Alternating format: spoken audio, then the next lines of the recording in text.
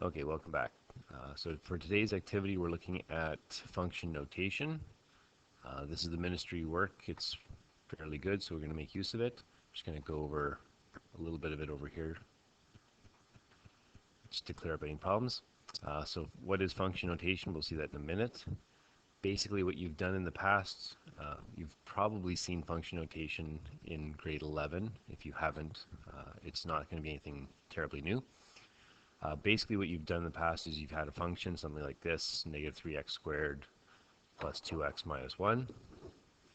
And if you wanted to find out what's the value of y when x is 2, you plug the 2 in, again in brackets.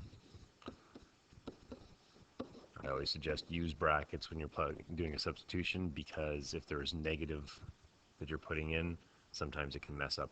You can get confused with a minus, a negative 2, for example. In this case, that wouldn't have happened, but put in the brackets, substitute your values, and then, of course, as you're working it down, 2 squared is 4 times negative 3 is negative 12, and y is negative 9 is the answer. Okay, so that's kind of standard notation. You did that grade 9 and 10. Again, function notation you probably saw in grade 11. And basically, this is function notation. What it's suggesting is that this has now replaced the y. It becomes more valuable sort of as we move forward, not necessarily in this course, but beyond this. But know that f at x, g at x, h at x, any of those things you ever see is saying the y value for this function. Down below here, it actually sort of got written down. F at x means the value of the function f evaluated at x. So when x is this number specifically, what is my value? And usually we read it f of x or f at x. The book doesn't say this, but definitely I hear that at least as often. And I'll probably say it myself. You can see the actual solution that they gave here is pretty much the same as the one you just saw. You could imagine that these were y's instead, and it wouldn't change the actual solution on the right at all. What this does is, because it's always showing that it's f at 3, it reminds you that that's what you've got. If you simply had y equals negative 22 at the end, you wouldn't have the same information that that's when x is the value 3. Okay, so basically, in your original equation, you've got x is here, here, and here. When you do a substitution, whatever it is you're subbing, you put here, here, and here. Okay, so as it gets more advanced, we can do that exact same thing with something like, in this case, the a minus 2. I had an x here, here, here. I'm wanting an a minus 2. And so, sort of as we move down, oh, look at that, eh? Huh. This is the sort of thing that we're supposed to catch. Of course, what we want is this.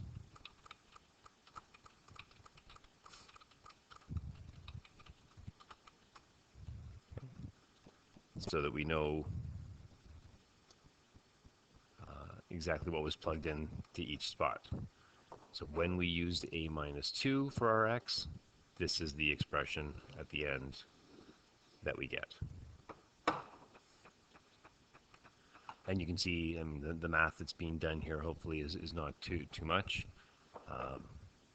These two values being multiplied out gives you this. You have a squared, then a times negative 2, then another negative 2 times a, so negative 2a minus 2a more gets me the negative 4a in here. And then the negative 2 times the negative 2 gets me the positive 4. So if you have trouble with that, you can maybe work it off to the side if you need to, or take a couple extra lines as you need to work those out. You won't be doing that in today's exercise, but we will be doing that going forward. And so basically then, what does it allow us to do? Well, it allows us to do something here that's a little trickier, that would be a little trickier to define. Essentially what this is saying is find out the value of h at negative 2 and then put that into g. And so, over here, of course, pretty straightforward stuff. Put in the negative 2, solve it. We know that h at negative 2 is 9. So essentially it's saying plug the 9 in here. And of course that's what you see down here now. Follow through, and the final answer is 1451. So your exercise today, basically, all of that's in this content. The content is quite well written. I can't edit this, I don't think, but I'll try to edit it before you see it. Remember, if it's not edited, basically this should be A-2s all the way down, because it's supposed to indicate what we did at every step of the way. So I know that when x is negative 2 here, this is part of my solution. When x is when g is A-2 here, this is an expression of that. G at x is this up here. It's not this down here. So other than that, it looks pretty good. Some practice questions, basically just a few to try here. Pretty similar to the ones we just did. And then you can check your solutions and make sure that you've got it. A little bit of a word problem. I'd like to see you try that. And again, the answer's there.